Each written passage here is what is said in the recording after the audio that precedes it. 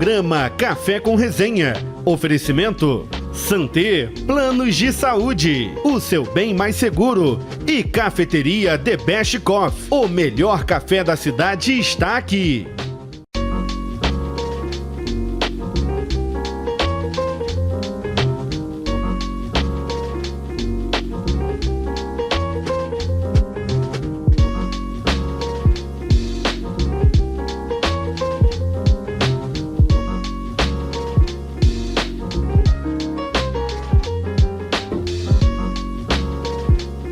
Sejam muito bem-vindos ao nosso Café com Resenha. Mais uma vez estamos aqui tentando levar até você algo de valor, algo relevante, sempre tentando provocar uma reflexão, um pensamento através de um bate-papo. E hoje eu estou também aqui realizando um sonho de entrevista aqui nesse programa, trazendo até aqui Cíntia, que é professora, casada com Paulo, pai de Larissa, de Pedro e de Lucas, 3 filhos lindos, não é? Que são bênçãos. Uma família que nós temos muito carinho em convivermos juntos e queremos falar hoje sobre perdas, sobre mudanças repentinas na vida, sobre as surpresas que às vezes a vida nos impõe. Eu não sei se você que está nos assistindo hoje já passou por isso alguma vez. Surpreendentemente, a vida traz alguma mudança em que você pode ter tido uma perda familiar, uma perda de emprego, digo profissional, talvez, quem sabe, uma mudança repentina de lugar. E a Cíntia e sua família e o Paulo podem falar bem a respeito disso. Cíntia tem um testemunho muito importante, talvez não, com certeza, a maior perda que alguém pode sofrer, que é do próprio filho, e não só isso, mas as consequências que isso trouxe. E a gente vai conversar um pouquinho aqui também sobre as mudanças de localidade, né? Sair daqui, trabalhar em outro lugar. Cíntia tem um pouquinho de experiência nessa área e nós queremos compartilhar isso com você e de alguma maneira trazer algo que possa te ajudar a pensar. Mas eu quero falar primeiro sobre algo assim muito importante, que eu tenho certeza que existem pessoas que estão nos assistindo agora e que talvez tenham tido essa experiência. A vida, infelizmente, lhes impôs em algum momento uma surpresa chamada desagradável. A perda de alguém muito importante ou a não conclusão de um sonho que estava caminhando para dar tudo certo e de repente é interrompido. Eu, por conhecer você hoje, por conhecer o Paulo, eu posso dizer com toda certeza que apesar das dificuldades vocês conseguiram superar. Cíntia, como lidar com isso? Então, é muito interessante que eu costumo falar que nós todos estamos acostumados para viver o bem, né? Isso aí. Notícias boas, isso. Muito mais fácil. E nós não estamos preparados para viver as coisas ruins. Né? A palavra de Deus fala sobre isso, né? Que nós temos que estar prontos para também passar por os momentos difíceis. É isso aí. Um período muito importante da minha vida, eu decidi engravidar. E aí quando eu engravidei, vem toda aquela preparação de uma gestação, né? Toda alegria que causa. De compra de roupa para o bebê, e decoração de quarto, e escolhe o nome, aí, né, vai fazer ultrassom, descobre o sexo do bebê, e aí pronto, vem toda aquela coisa... É viver um sonho, literalmente. E aí cada vez que você vai num lugar, que você passa numa loja e olha uma vitrine, e aí você vê a roupa, vê um sapato, uns sapatinhos você quer trazer para casa. Com a gestação do Emanuel, eu consegui, né, levar os 9 meses, foi até o final. E estava tudo tranquilo, a minha gestação, eu não tive nada, eu trabalhei os 9 meses. Aparentemente. Tranquilo, já estava tudo pronto. E aí eu comecei a ir ao pronto-socorro, reclamando de dor, aquela coisa toda. E quando eu retornei pela 3ª vez, foi constatado que não existia mais batimento cardíaco, né? E ali o médico nos chamou numa sala e falou, olha, nós vamos fazer um procedimento com a Cíntia para que ela não corra risco de vida. A gente não vai fazer uma cesariana, nós vamos fazer um parto normal. E aí, tudo novo, né? E aí eu perguntei pro médico como que eu vou passar por um parto normal com um bebê morto de 3,180 kg. Né? 3,180 kg. Eu já tinha tido a Larissa e o Lucas, né, de parto normal, mais ou menos nesse peso também. E aquilo me trouxe uma preocupação. E o médico, não, nós já fizemos isso várias vezes, para eles é normal, né? E ali eu entrei em trabalho de parto às 9 horas da manhã e nós só conseguimos fazer o parto às 6h30 da noite.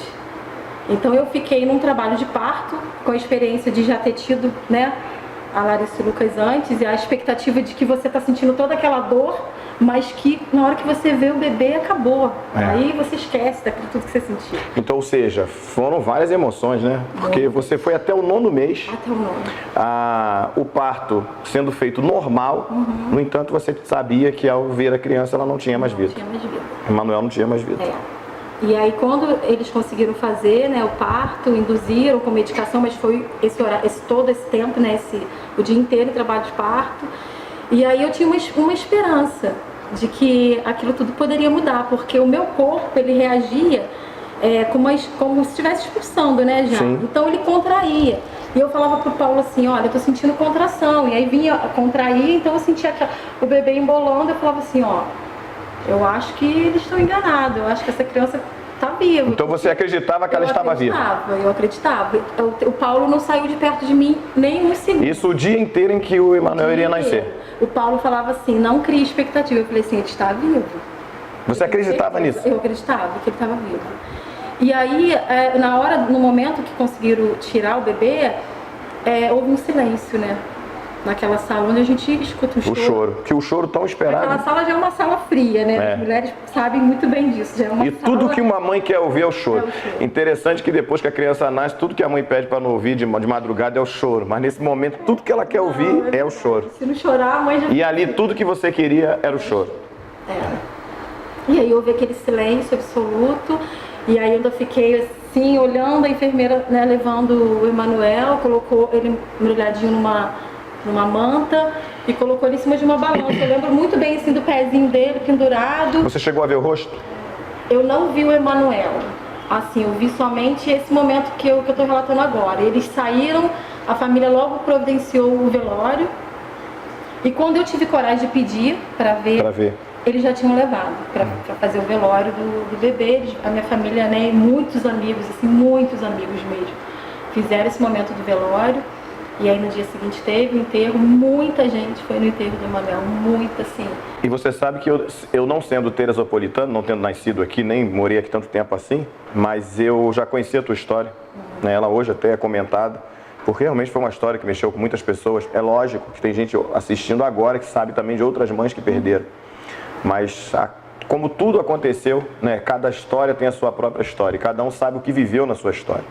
Quando você diz que a dor é a mesma de quem perde com 1 mês, 2 meses, quem perde com 9 meses, quem perde logo depois que nasce. Sincero, honestamente, não dá para dimensionar a dor de ninguém o que a pessoa sente. Mas você, por exemplo, no teu caso aqui, Cíntia, porque eu sei que você hoje administra bem tudo isso, mas essa cena deve ficar na tua mente, não é? Por exemplo, você comentou do pezinho que você viu, isso fica na sua mente.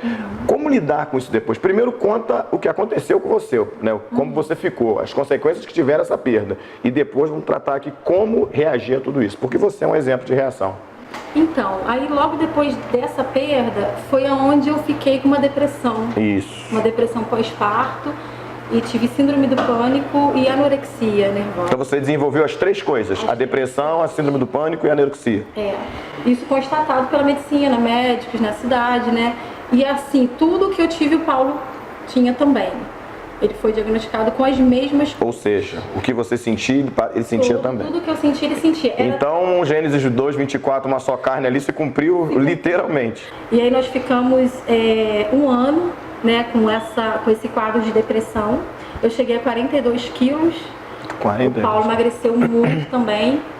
Eu lembro que os médicos tinham, na época, né, passado toda a medicação de calmante, né, daqueles bem pesado mesmo, porque a gente tinha muita insônia. Quando eu cheguei do hospital, eles não tiveram muita sabedoria assim para lidar comigo no hospital, porque hoje eu sei, né, depois de tudo que eu passei, que tem uma medicação para secar o leite. E naquela época eu não tomei essa medicação. Então eu fui para casa, eu comecei a produzir leite. Normalmente. Normalmente eu não tinha o bebê para amamentar. E eu lembro assim que eu acordava no meio da madrugada e balançava o Paulo. E o que foi? Eu falei assim, olha, Eu lembro quando a Larissa Lucas queria mamar, né, a mãe sente o leite chegando, e assim, o leite tá chegando e tem alguma coisa acontecendo, e eu cismava, botei na mente que ele tinha sido enterrado vivo, e que eu queria ir no cemitério, e aí eu já vi que eu tava mal. Então você viveu esse processo de não conseguir, a gente chama de autonegação, né? Você não queria, na realidade, admitir a realidade que acontecia.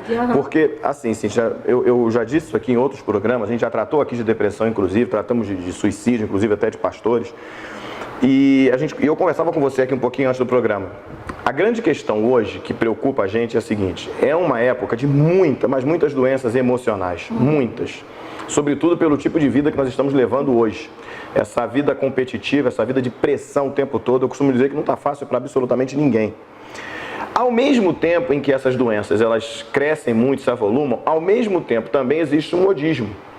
E aí a gente tem uma linha tênue aqui entre quem realmente, é isso que eu queria que a gente tentasse ajudar aqui agora, e você pode fazer isso, entre as pessoas que estão doentes, mas não conseguem enxergar essa doença, e outras que não estão, mas vai parecer um absurdo o que eu vou dizer, mas que gostariam de estar ou querem estar. E até se alimentam dessa dor, porque tem gente que se alimenta. Eu conheço pessoas que no pouco estudo que ainda faço, não concluí ainda, mas eu consigo entender que essa pessoa nem tem a doença. Mas tem gente que tem o prazer de falar assim, o meu analista, o meu psicólogo. Tem gente que gosta de falar isso. E não deveria gostar, porque não há nada de bom nisso. A minha intenção aqui agora, aproveitando a sua presença no programa, é tentar fazer com que as pessoas identifiquem aqui hoje. Porque pode ser que tenham pessoas doentes, achando que está com problema no coração, achando que é problema de pressão, alta pressão baixa, pensando que é uma série de coisas e pode ser uma depressão. Então, o sintoma, né, eu lembro muito bem dos sintomas da depressão, porque assim, eu sentia muito calafrio, né, dos pés, a cabeça, eu sentia muito frio, muito calor ao mesmo tempo, uma sensação de desmaio o tempo inteiro, a sensação, eu não sei como que deve ser a morte, né, mas eu acredito que a sensação é de morte o tempo inteiro. Depois a gente vai aprendendo com o tempo que existe um controle que a gente consegue fazer, né? Lógico que toda honra e toda glória seja para o Senhor Jesus, porque eu fui curada por Ele, mas a gente aprende muita coisa depois, né? Com o passar do tempo. E aí dá um calafrio na mão, um suador, a gente fica trêmulo, o ataque cardíaco, a mente. Em alguns momentos ela fica completamente vazia, a ponto de você, às vezes, ter que sacudir para ver se tem alguma coisa ali. A vida de vocês parou? Não parou. Não parou, primeiro que eu precisava trabalhar, para ajudar o meu esposo a sustentar a nossa casa. Eu tinha 2 filhos, eu precisava cuidar da Larissa e do Lucas. A essa época, a Larissa devia estar com uns 10? 8 anos, 9 anos. E assim, aí eu lembro que eu usava uma medicação muito forte e eu ia pro trabalho, eu botava a medicação dentro do bolso e eu me automedicava. Porque quando vinham os sintomas no local de trabalho, eu não ficava choramingando com um e com o outro e também nem, meu patrão, tem que ir embora. Agora eu tenho que ir embora porque hoje eu não tô bem. Eu sabia que eu precisava tocar minha vida, eu não podia parar. Então também você não fez do problema, do mal que você estava sentindo, da doença que você estava naquele momento, você não fez daquilo também uma justificativa para parar a vida? De jeito nenhum. Para se anular? E aí, quando eu senti os sintomas, eu tomava uma medicação, lá, escondida.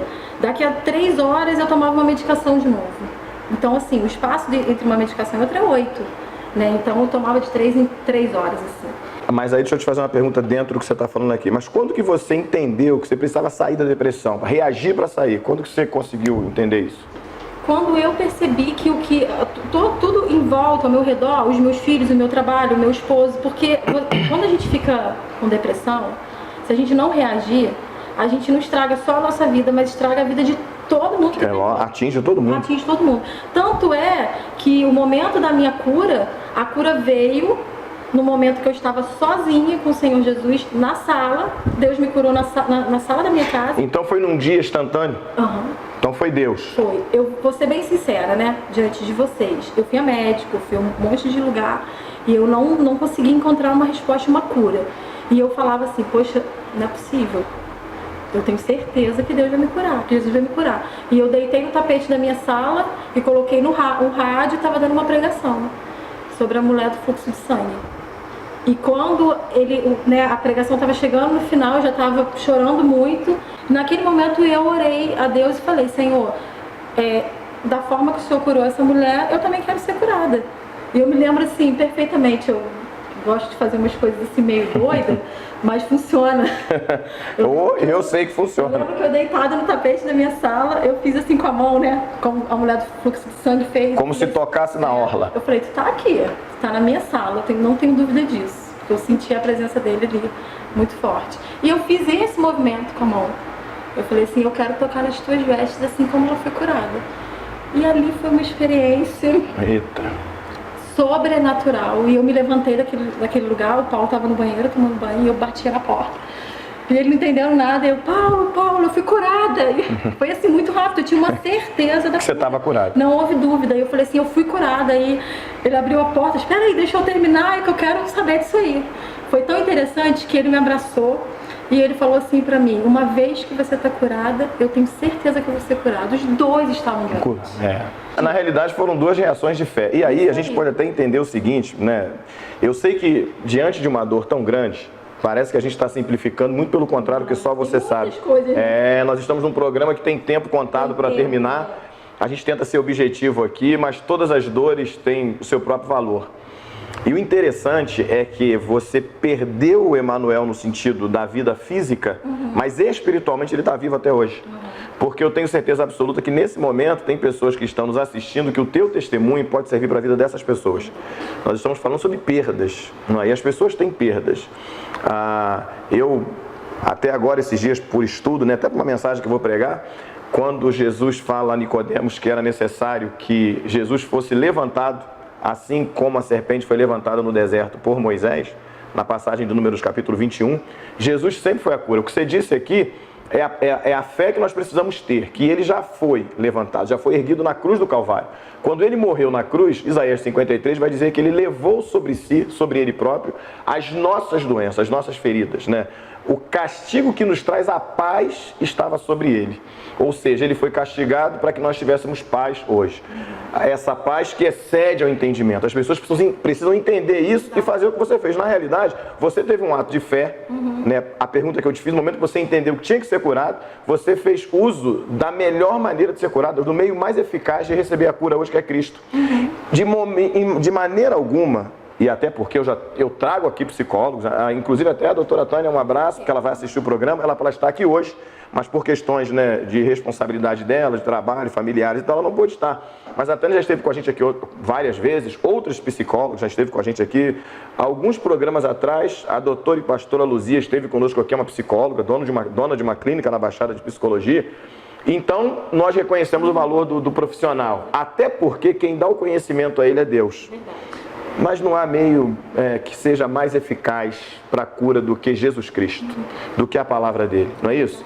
Nós vamos deixando aqui você neste momento com essa palavra, com esse testemunho fortíssimo. Tenha esperança. Levante Cristo na tua vida, contra toda doença, contra todos os males desse deserto que a gente passa, que a gente vive aqui na terra. Creia que Jesus Cristo é a solução. Você pode agora ir aonde você está, não importa se é na tua casa, se você está assistindo no trabalho, aonde você estiver, você pode fazer o que a Cíntia fez. Levantar a presença de Cristo na tua vida, clamar por Ele, pedir a Ele com fé, tamanho da tua fé, eu tenho certeza que Ele pode te curar. Até o próximo programa, que Deus nos abençoe em tudo e sempre.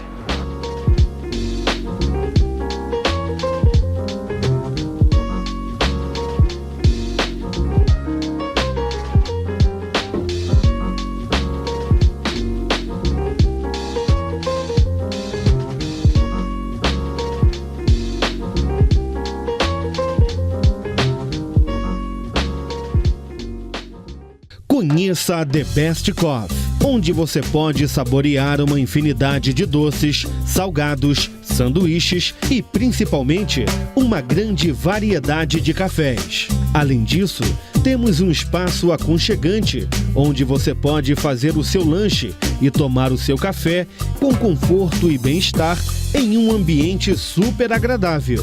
Conheça a cafeteria The Best Coffee, Rua Luiz Nogueira Júnior, número 100, no bairro de São Pedro. Na Santé Planos de Saúde, você tem o seu bem mais seguro. Temos uma das maiores redes credenciadas da região, o que lhe garante qualidade e tranquilidade na hora de escolher o melhor plano para você, sua família e sua empresa. Trabalhamos com planos individuais por adesão com redução de carências, empresas, MEI e SEI. Fale hoje com nossos corretores habilitados e peça uma cotação sem compromisso. A melhor maneira de demonstrar amor é cuidando, e nós estamos aqui para lhe ajudar nesta tarefa. Santé Planos de Saúde, o seu bem mais seguro.